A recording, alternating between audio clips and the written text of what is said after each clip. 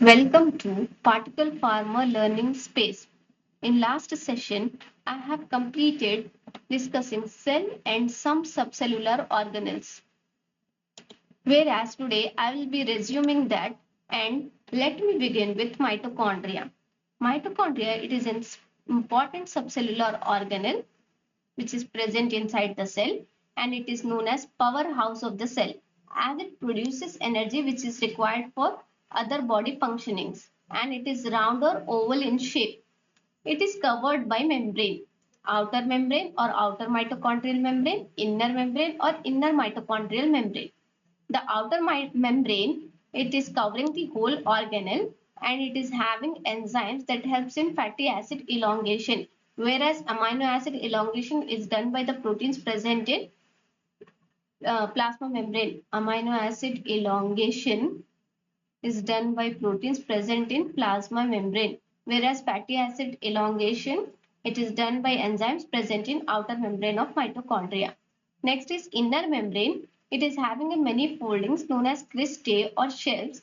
On that, F0 F1 particles or F0 F1 ATPase particles or oxidative enzymes are present, which helps in formation of ATP, or that step is known as oxidative phosphorylation. The space between outer membrane and inner membrane is known as intermembrane space or perimitochondrial space, which contains cytochrome C, which is also a kind of enzymes which helps in storing calcium for cell signaling, and this cell to cell signaling is also performed by proteins present in plasma membrane, whereas here cytochrome C is also involved in that function. Next part is inner cavity or the matrix, which is present inside the inner membrane of mitochondria, is containing enzymes that helps in formation of NADH and FADH2. So the key functions or the functions done by the mitochondria is it is helping in fatty acid elongation and formation of ATP, formation or production of ATP, storing calcium for cell signaling and generating heat, and formation of NADH and FADH2, along with the cellular metabolism, apoptosis,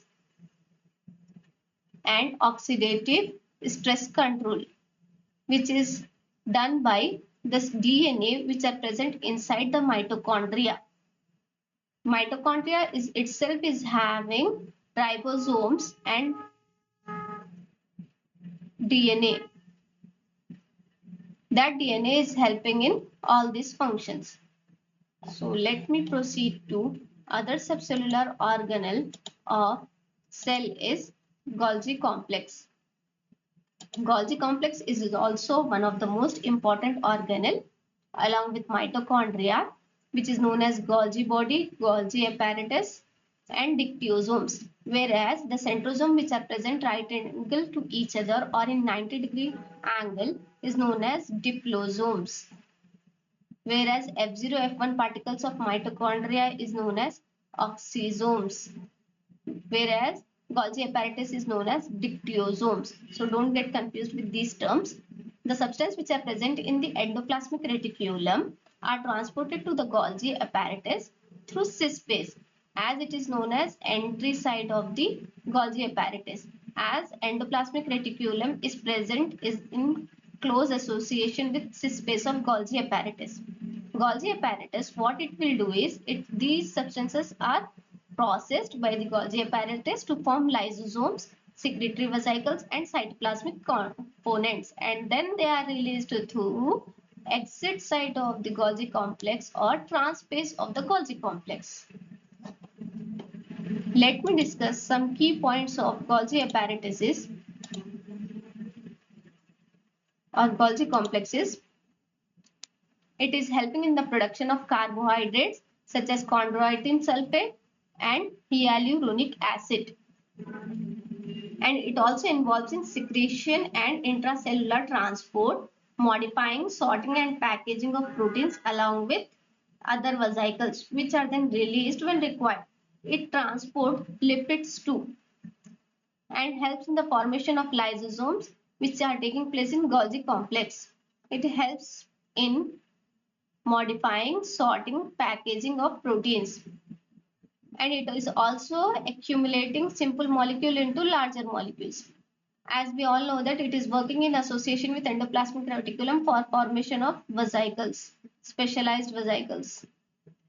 Moving on to other subcellular organelle of cell is lysosomes.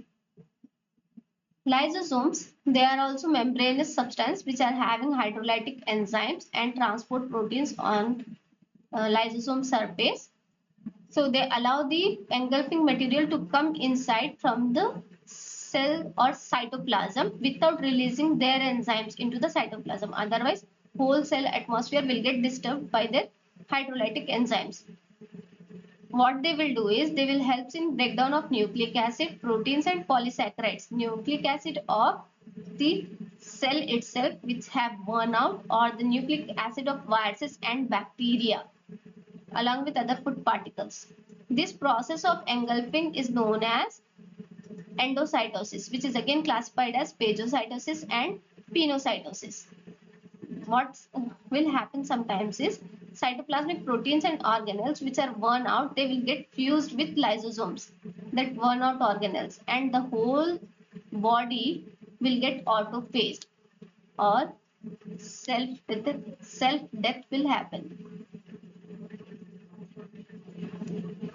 So moving on to the other subcellular organelle, that is ribosomes, which is also one of the main important subcellular organelle. The ribosomes, they are either present freely in the cytoplasm or along with endoplasmic reticulum, and means attached ribosomes or free ribosomes or fixed ribosomes. These are made up of proteins and nucleic acid. It is comprising of two units, larger subunit and smaller subunit. It contains ribosomal RNA and ribosomal proteins, single unit, and they are manufactured in nucleolus inside the nucleus. Let me discuss some key points of ribosomes or the process of protein formation. The ribosomes, as we have already discussed, it is made up of two units, smaller subunits and larger subunit. Protein formation takes place in two steps, transcription and translation. In transcription, that is taking place on smaller subunit, where mRNA carry the coding sequence for protein synthesis, which is attached to smaller subunit. And this smaller subunit, it is attached to larger subunit along with mRNA pattern. And on larger subunit, tRNA and amino acid is present. That amino acids, they form the polypeptide chain by joining with one another with the help of peptide bonds. This amino acid, they will get attached to one another with the help of peptide bonds. That transfer RNA, which is attached to the mRNA with the help of anticodon and binds to codon and carry the next amino acid in the polypeptide chain, which can bind to other amino acid molecule and can be used again. That step is translation. The larger subunit is bound to smaller subunit, transfer RNA and amino acids also. The larger subunit is bound to smaller subunit by mRNA, means between mRNA is present and on that tRNA is present and amino acid is also present. So in detail, we will study about RNA and protein synthesis in the coming sessions. Till then, stay tuned, stay on, keep reading, keep connected with us. Thank you.